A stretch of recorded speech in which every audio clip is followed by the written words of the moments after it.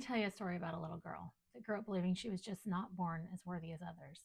She looked in the mirror, she looked at her friends, her classmates, the people on TV and in magazines, and she believed she was just simply not born worthy because she was too big. At 9, she was called fat for the first time. At 13, she went to her first Weight Watchers meeting. That pivotal moment begins a lifetime of memories that play on repeat in her mind. Memories of stepping on scales by herself, in front of doctors, in front of school nurses, in front of people at diet meetings. Memories of reading and scrutinizing every ingredient, every calorie, weighing every bite of food. Memories of forcing herself through fitness routines she absolutely hated because she was told if she just moved more and faster, it would fix it. If she just watched what she ate a little closer, it would fix it.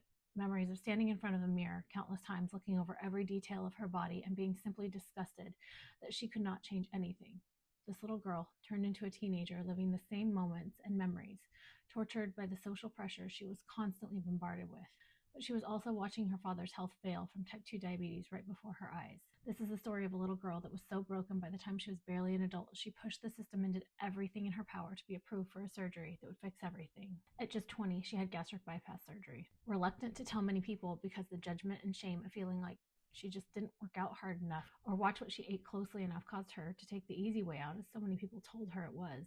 This is the story of a girl that lost the weight for a moment, found shards of confidence for a moment, and then gained it all back because surgery was new, dietary standards were still old and misleading, and she was not properly warned about transfer addiction. At 21, it didn't take much to turn the physical weight she carried into an emotional weight, buried by too many drinks too often.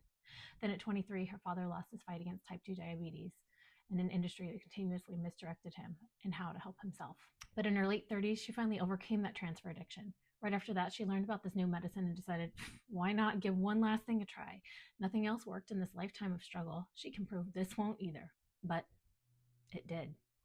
And then she shared about it, and she helped so many people overcome the fear of judgment and empowered them to move forward with their lives and find their self-worth that should have always been in there. But the world told them they didn't get to have it. She taught them they did. She boldly shared her ugliest struggles to make others feel less alone. She never once profited off of sharing. She did it because she wanted to help other people experience the freedom she had found. But the world is operating on a system vying for the greatest personal financial gain and unsound morals. Many business owners took her images and started selling this medication using her success as an example of how they too can just buy happiness right from those businesses.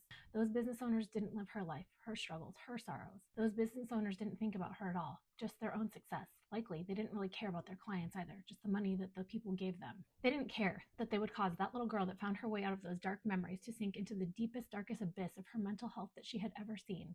They didn't care that she would actually have to go off of this life-saving medication because the stress this caused her was so severe that her cortisol reached an all-time high. Her hormones got completely out of balance, and this caused her blood sugar to continuously reach dangerous lows. She lost over half her hair. She gained enough weight to be uncomfortable looking at herself in the mirror yet again. She had her social media accounts taken down for being false identities repeatedly. Both of her businesses in jeopardy during the time they were inaccessible. She couldn't get her social media accounts to work properly again because of the continuous false flags. This caused massive financial hardship. She couldn't afford to get across the country to see her sister in her final months. She couldn't afford to get her family across the country when her sister passed away. Also from type 2 diabetes, the very thing she's trying to avoid for herself and for her children. She and her husband had spent the last of what they could on legal assistance because of other people's selfish actions. She could barely pull herself out of bed and move forward some days. The weight of not being able to use her very own identity, life, and story as the foundation to help others.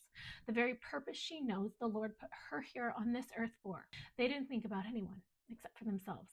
They also didn't think about the fact that this little girl is a lot smarter than they gave her credit for when they looked at those pictures and thought, she looks like a good advertisement, she won't care.